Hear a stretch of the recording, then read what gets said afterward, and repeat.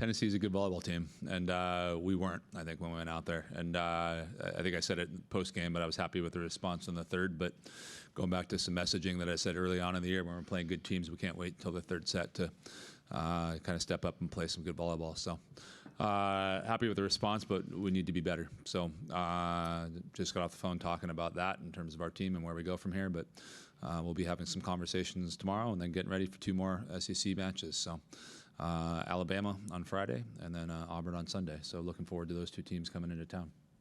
Any questions for Coach? We'll go back behind the lights on the left side to Tyler.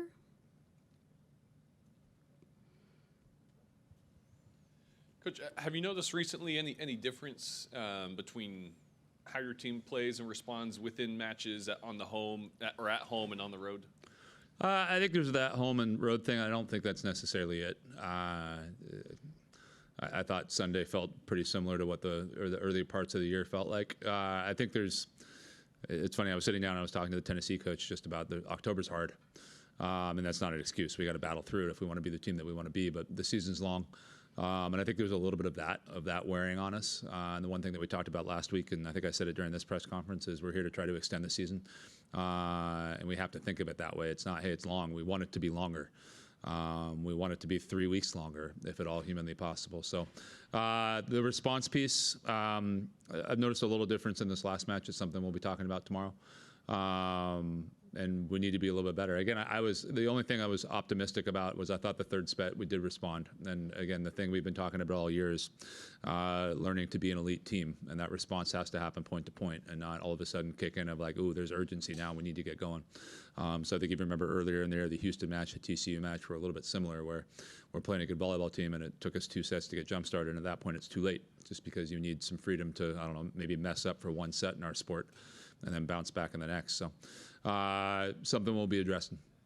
So with going back to the Houston TCU, with what you're able to do after, does that give you encouragement that starting Friday you can kind of have a similar success after a loss like that? Yeah, I know it's in us. And again, the Tennessee match beforehand, I was looking at it, I'm like, man, I'm excited for this. I'm excited to see the response that we have. And again, going back to it, watching the video, it wasn't as bad as it felt in the moment when I was going. It was an interesting, usually I go back and watch video and I either reinforces some stuff or it's like I'm wrong. And I felt like it was both at the same time, that there were some things that weren't as bad as I thought. And then some things where Tennessee, like I said, is a really good volleyball team. And it was just very apparent the things that we have to get better at in order to get to that level of being a top 10 team. We'll stay back behind the lights on the left side to Donna and then Travis. Yeah, Coach, last week we kind of talked about just the grind of this long part of the conference schedule. Is there anything specifically you think that you can do in practice to kind of, I don't know, jumpstart them to, get to that where they're playing at their third set, their best, just sooner? Yeah, we've talked a little bit about breaking up the monotony. I don't know, it's crazy. Like soccer is getting into postseason play right now. And I'm like, man, we still have another 8 matches left beyond this. So there's some things you can do to break up the monotony. And the one thing that I keep coming back to is going back to the basics that got us to this point, and making sure we get back into those. And that can be a little bit grueling sometimes. So it's trying to balance those 2 things as much as humanly possible. And then staying true to the little things. I think we're letting some of those slip right now, where maybe we weren't, out of a sense of urgency of kind of where we were last season. We got to make sure we do that within the season too. We'll go front row on the right side to Travis. First time this season that y'all have lost 3 in a row. Yeah. How have you, do you have a formula for how you respond to multiple losses like this, and kind of what's your take on losing a skid, because it's the first time y'all faced that? Yeah, I think there's a lot of coaches that come up here and be like, everything's great. It sucks. As a coach, I'm not going to lie.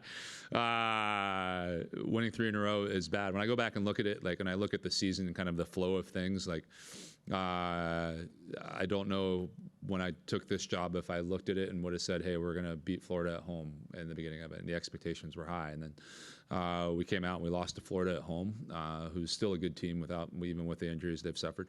And then we lost to Tennessee, who I think it was at one point was number 11 in the country. So I'm not completely discouraged by it. You're a coach, you're competitive, you want to win. But I've said this just win or lose, and I've said it on this microphone countless times, is you got to learn. And you got to go dig into it and figure out, hey, what can we do better? What can I do better? And then go do it. And that second piece is the most important, of backing it up with action. So that's what we're going to look to do this week. Anything else? All right, thank you, Coach. Thank you, guys.